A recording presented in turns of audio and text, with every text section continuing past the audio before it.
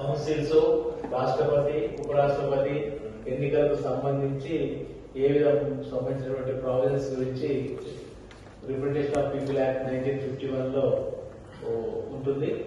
తర్వాత election loss amendment act 2021 లో ఇంతకుముందు మనందరికీ తెలుసు క్వాలిఫైయింగ్ డేటు ప్రతి సంవత్సరం జరిగింది. తర్వాత సెక్షన్ 13A to 13D లో ఈ యొక్క ఎన్నికల సంఘానికి సంబంధించి state level, district level, assembly level, polling station లెవెల్లో ఉండేటువంటి అధికారులకు సంబంధించినటువంటి నియామకానికి సంబంధించి 13A నుంచి 13D వరకు తెలియజేయడం జరిగింది. సెక్షన్ 14 to 25 ప్రతి అసెంబ్లీ కాన్స్టిట్యూన్సీ సంబంధించినటువంటి ఎలక్టోరల్ రోల్ను ఏ విధంగా అనేటువంటి దానికి సంబంధించినటువంటి సెక్షన్స్ ఇది.